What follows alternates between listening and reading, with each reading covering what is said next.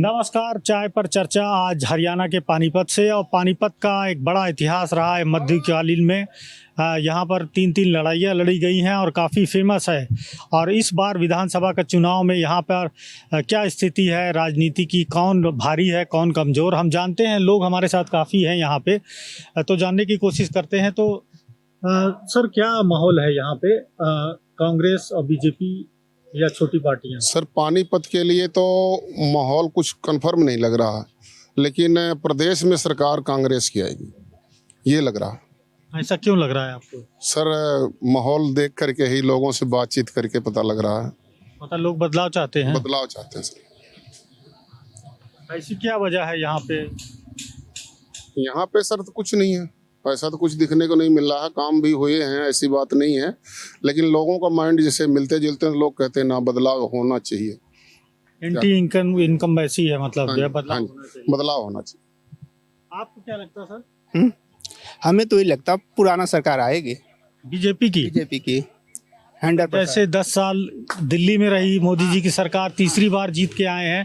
तो इस बार ऐसे भी बीजेपी का आएगी, चाहे 2 सीट बहुमत से फालतू लाएगी, 2 सीट लाएगी, क्या से बगैर बहुमत फुल लाएगी, फुल बहुमत लाएगी। इसकी क्या वजह है? काम बोलता है। कोई गलियां जिसमें नाला पानी पूरा भरा, उसमें पूरा RCC हो गई, ब्लॉकिंग टाइल हो गई, नाले बन गए। और क्या चाहिए आम जनता को? आम जनता की रोड, नाला, स्कूल ही चाहिए।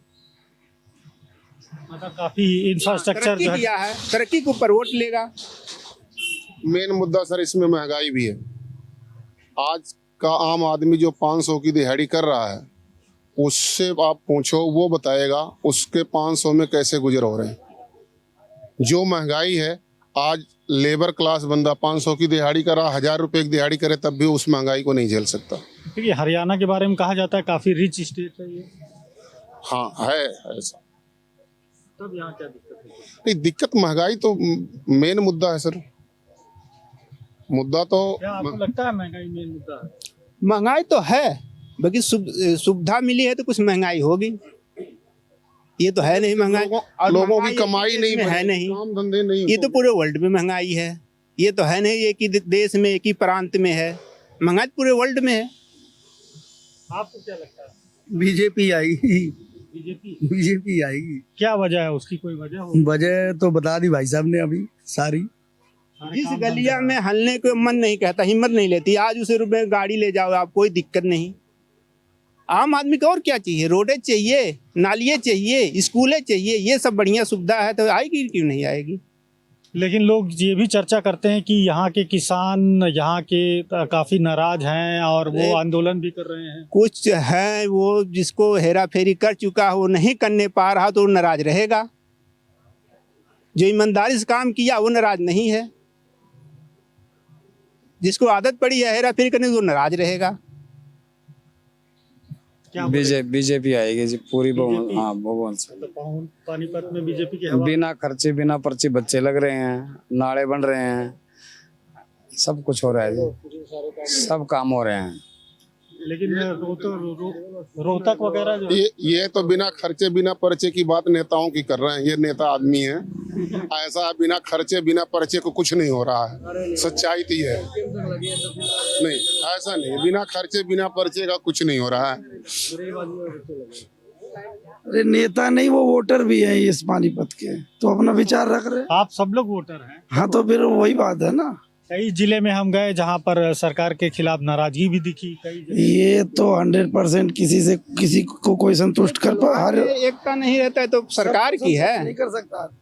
4 परिवार रहते हैं, 4 मेल बात होती है।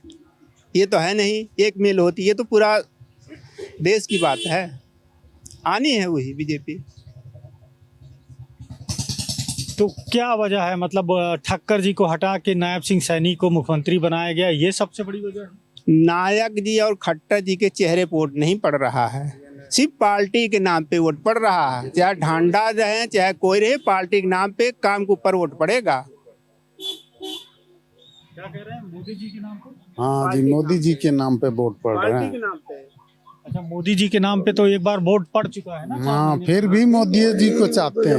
लीडर रहता फील्ड में तब तक उसके नाम की तो चर्चा होती है।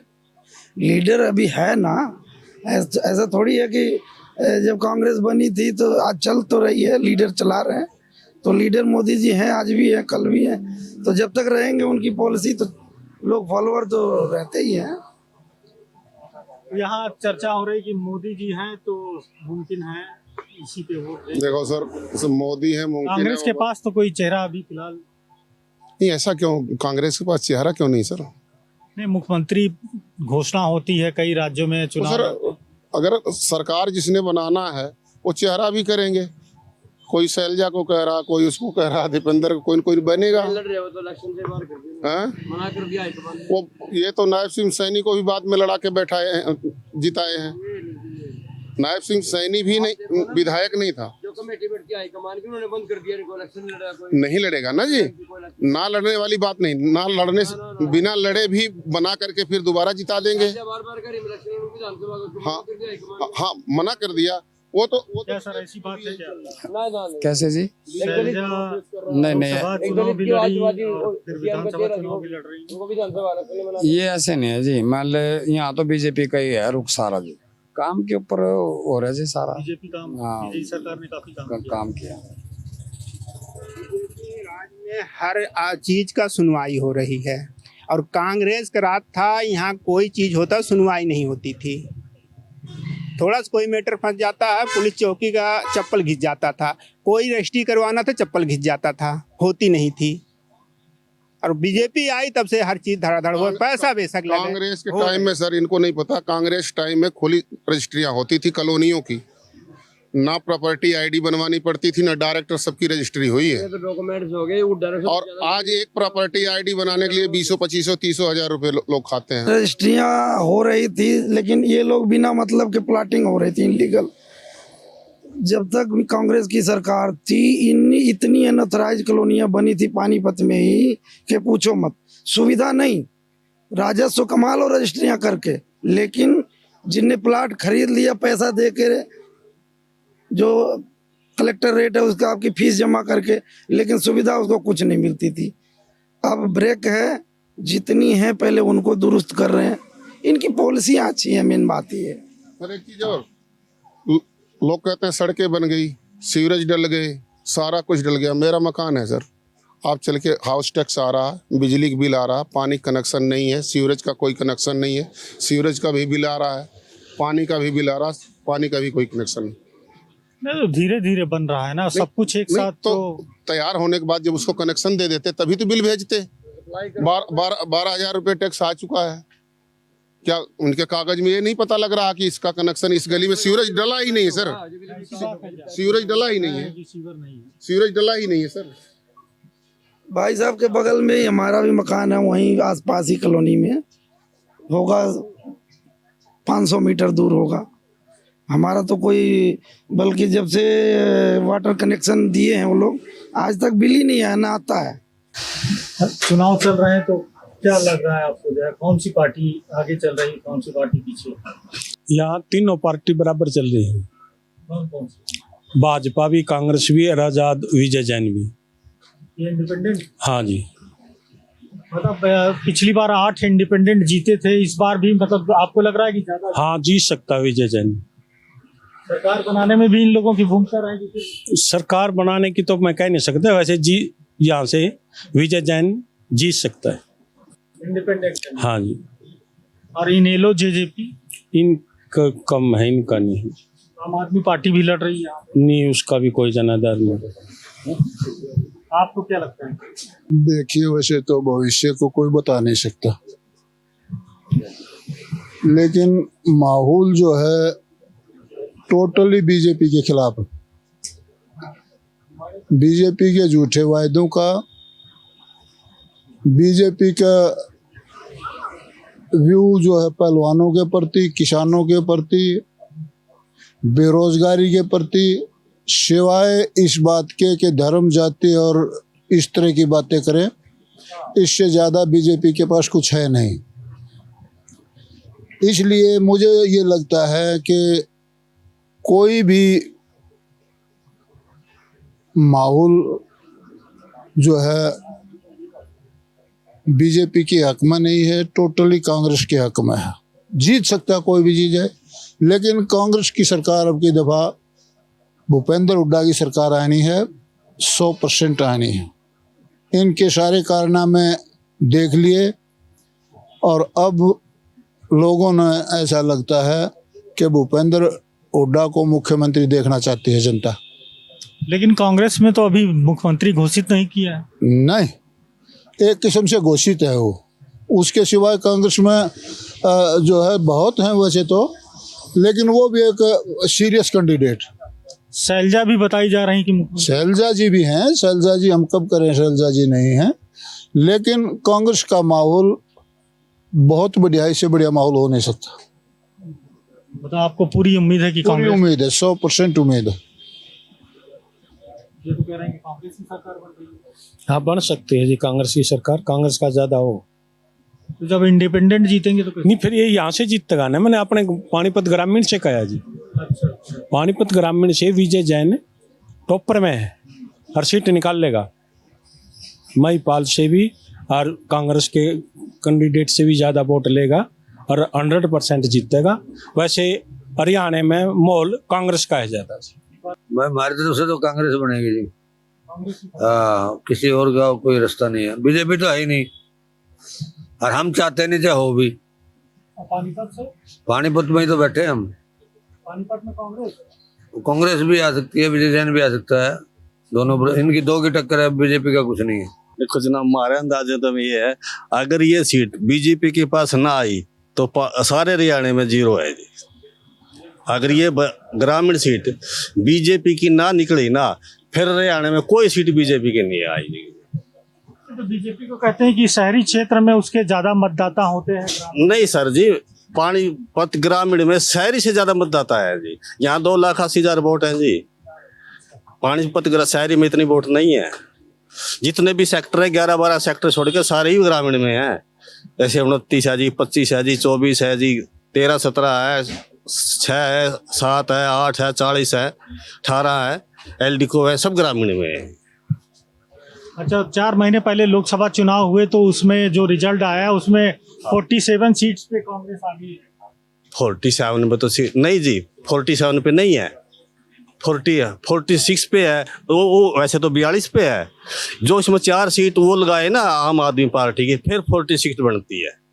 अच्छा, आम आदमी पार्टी भी जीती है 4 सीट वो कुरुक्षेत्र से जी। हाँ हाँ हाँ हाँ, तो इसी वजह से 46 बनती है जी, 7 नहीं है, 46 है जी। तो आम आदमी पार्टी का भी कोई जोर दिख रहा है यहाँ पे जोर कोई नहीं है।